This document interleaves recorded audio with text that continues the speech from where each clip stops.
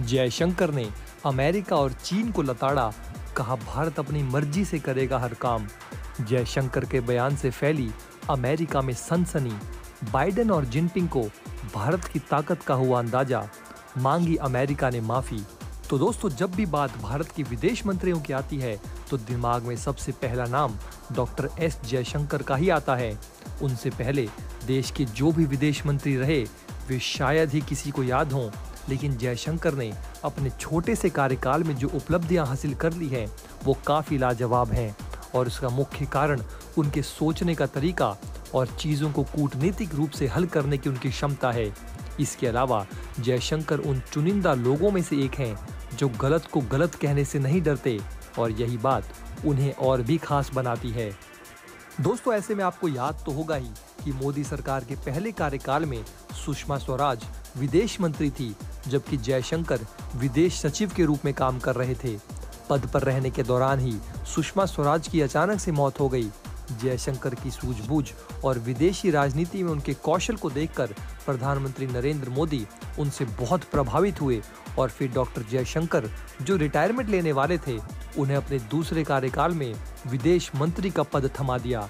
ऐसे में दोस्तों, आज पीएम मोदी के वे सारे विदेशी दौरे जिनके कारण आज भारत के हर देश के साथ अच्छे संबंध हैं, वो भी डॉक्टर एस जयशंकर के ही दिमाग की उपज हैं।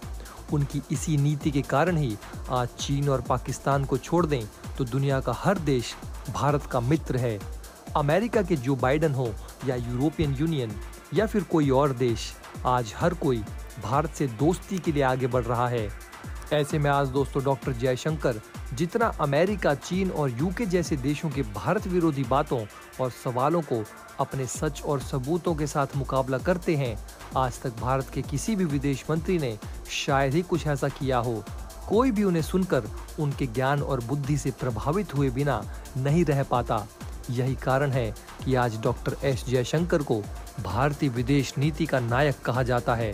तो दोस्तों, आइए आपको वीडियो में समझाते हैं और बताते हैं कि कैसे जयशंकर ने पूरी दुनिया को अपने बयानों से चुप करवाया है और कैसे अमेरिका और चीन को लताड़ा है। तो दोस्तों, जैसा कि आपको पता ही है कि जहां एक और ज़्यादातर देशों ने यूक्रेन और रूस के युद्ध के बीच रूस पर कई तरह के प्रतिबंध लगाए हुए थे, उससे कुछ भी खरीदने पर प्रतिबंध लगा दिया, वहीं दूसरी ओर भारत रूस से कच्चे तेल का व्यापार आयात कर रहा है। ये बात पश्चिमी देशों और उसके राजनेताओं को फूटी आंख नहीं सुहा रही है, और इसी कारण मॉस्को से तेल खरीद के कारण भारत कई बार आलोचनाओं के घेरे में भी आ गया है।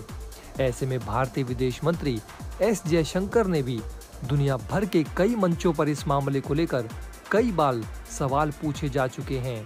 हालांकि जयशंकर ने भी बार बार इस बात को साफ किया है कि भारत के लिए देश हित ही सर्वोपरि है और हमें पश्चिमी देशों को खुश करने या उनसे सर्टिफिकेट लेने की कोई जरूरत नहीं है। पर इस बार तो बैंकॉक, थाईलैंड में भारतीय समुदाय के साथ बातचीत के दौरान जब ये सवाल दोबारा उठा तो यूक्रेन युद्ध के बीच रूसी कच्चे तेल के आयात के भारत के फैसले को सही ठहराते हुए विदेश मंत्री एस जयशंकर ने इस बात को साफ शब्दों में कह दिया कि हम अपने हितों के बारे में बहुत ईमानदार रहे हैं। मेरे पास $2000 पर कैपिटा इनकम वाला देश है। ये वो लोग नहीं हैं जो हाई प्राइसेस को झेल सकें। ऐसे में ये मेरी जिम्मेदारी बनती है और मेरा नैतिक कर्तव्य बनता है कि मैं ये पक्का करूं कि मैं सबसे अच्छा सौदा कर सकूं जो उनके हित में हो।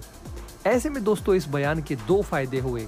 पहला, जो पश्चिमी देश हमेशा से ही भारत को एक गरीब विकासशील देश के रूप में देखते आए हैं, अब विदेश मंत्री एस जयशंकर ने उन्हीं पश्चिमी देशों के शब्दों का इस्तेमाल करके उन्हें ऐसा उत्तर दिया है जब वे देश के बिल्कुल चुप हो चुके हैं। विदेश मंत्री के इस बयान का दूसरा फायदा ये हुआ कि उनके इस बयान ने एक बार फिर से भारत का रुख साफ करते हुए संकेत दे दिया कि अब वो भारत नहीं रहा जो अमेरिका और बाकी पश्चिमी देशों के एक इशारे पर अपना फैसला बदल देता था। ये नया भारत है। ये भारत जानता है कि इसके लिए कौन सी डील अच्छी होती है और कैसे इसे दूसरों को खुश करने की बजाय पहले अपनी ज़रूरतों को पूरा करना है। दोस्तों, ऐसे में भारत की जयशंकर नीति का प्रभाव आज पूरी दुनिया पर पड़ता हुआ देखने को मिल रहा है। जब से एस जयशंकर के हाथों में मंत्रालय की कमान आई है, तब से भारत की विदेश नीति में जमीन आसमान का अंतर आया है। आज दुनिया भारत को अलग नजर से देखने लगी है।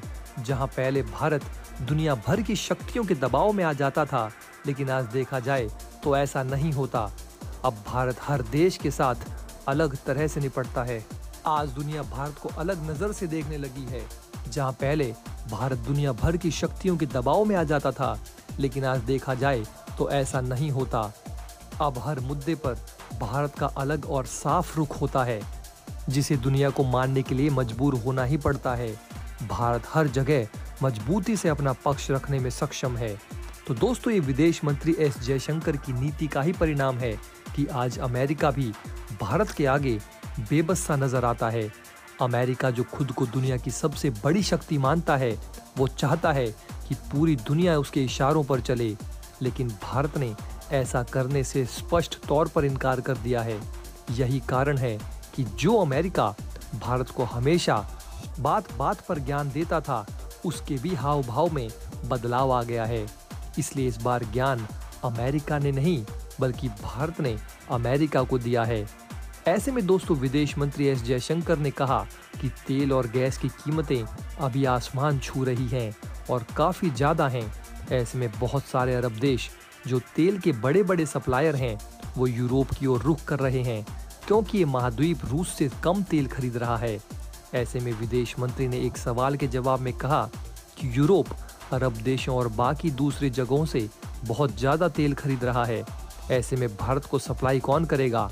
उन्होंने कहा कि आज ये स्थिति है जहां हर देश अपने नागरिकों के लिए स्वाभाविक तौर पर सबसे अच्छा सौदा करने की कोशिश करेगा और बढ़ती ऊर्जा की कीमतों के असर को कम करने की हर संभव कोशिश करेगा। ठीक यही हम सब भी कर रहे हैं। एस जयशंकर के इस बयान को सुनकर आपको बता दें दोस्तों कि भारत के साथ रूस की दोस्ती इतनी गहरी है कि रूस ने काफ़ी अच्छे से मोदी के मुंह से निकली भारत के 130 करोड़ लोगों की बात को समझा। इस पर विदेश मंत्री एस जयशंकर का भी बयान आया था, जिसमें उन्होंने कहा कि विश्व के मंच पर आज भारत बहुत ज़्यादा महत्वपूर्ण है और भारत देश के रुख को मिलने वाले इस अहमियत का असल श्रेय नरेंद्र मोदी सरकार को जाता है। फ्रांस के राष्ट्रपति इमैनुअल मैक्रों ने यूनाइटेड नेशंस जनरल असेंबली के बारे में कहा कि पीएम मोदी ने ये बात सही बोली थी कि ये समय पश्चिमी देशों से बदला लेने का बिल्कुल नहीं है, बल्कि ये समय हमारे जैसे देशों के सामने आने वाली मुश्किलों का सामना करने का है।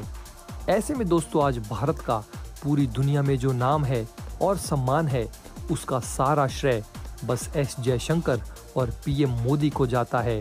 तो दोस्तों, ऐसे में आपकी इस पूरे मुद्दे के बारे में क्या राय है और आप एस जयशंकर के काम से कितना प्रभावित हैं? ये सब दोस्तों आप हमें नीचे कमेंट बॉक्स में कमेंट करके ज़रूर बताइए।